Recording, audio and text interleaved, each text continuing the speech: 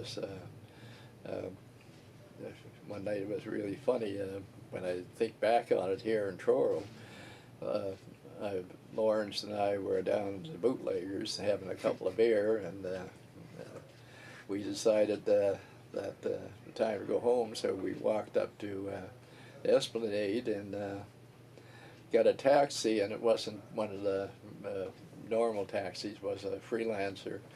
And he got out by the hospital on Willow Street, and he said, "By the way, where are you two going?" We told him we're going out to Millbrook Reserve, and he said, "In that case, you have to pay us now. Pay me now." And this is midnight, and it's pouring rain. And we said, "No, well, we're not paying you. You know, take us back to town, and we'll get, I think, a Roby taxi or one of them." And so he stopped in front of the police station on Prince Street, and I knew there was something up, and left us out there rather than at the Esplanade. So we started walking away, and all of a sudden I'm face down on the sidewalk, and a cop on top of me. And and the cops arrived, not the cops on top, the taxi driver on top of me. And then the cops arrived out of nowhere, which he had called before he got out of his car and jumped on my back. And they charged me with disturbing the peace and all the rest of the stuff. So next morning I'm in court, and old Kroll is sitting up there on the bench, and he looks down again. And he says, read off the charges, and "How do you plead?" And I said, "Not guilty."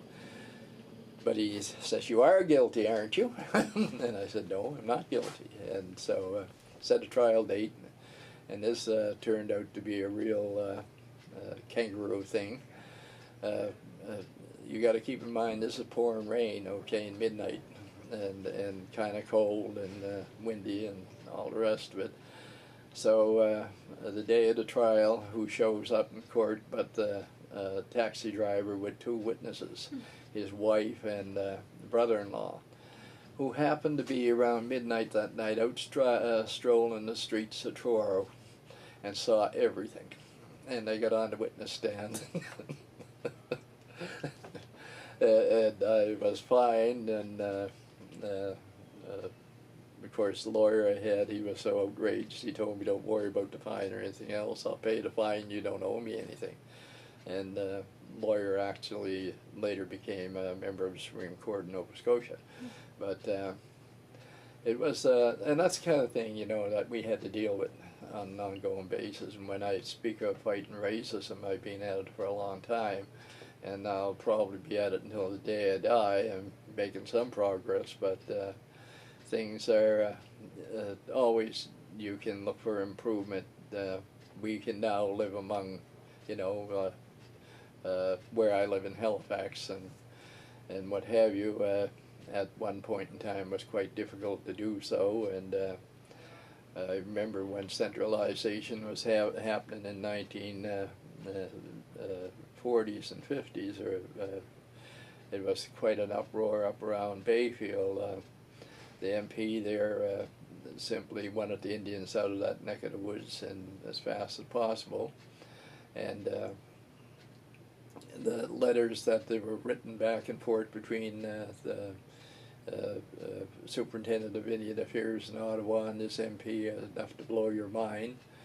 And you have all kind of this information, and when you're looking at history, we have been too focused on trying to, I think, look after housing and things like that. What we have to do is look after our history and get it on the board and get it taught in the schools, and stop the nonsense about trying to overcome something without people having the knowledge that they need to appreciate the background of the Mi'kmaq people and the Mohawk and the rest of the people across the country and North America, for that matter.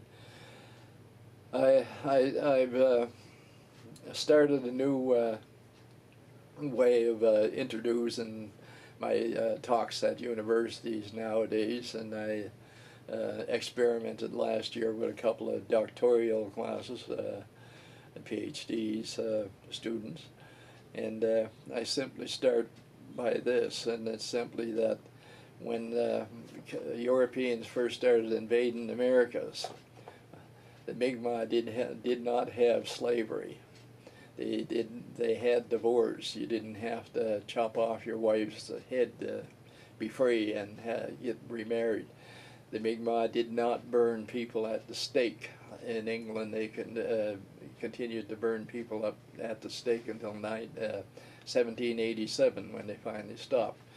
The Mi'kmaq did not castrate young boys so their voices could last longer, their sweet voices to entertain the rich and the famous and the aristocrats, and on and on and on. And I said, then I named my book "We Were Not the Savages," and don't you agree? That's a good time.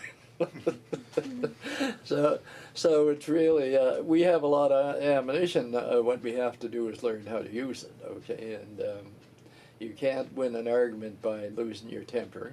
You have to be able to set and respond in a measured tone of voice to some of this nonsense, and some of it's really crazy, and some of it you get a big kick out of.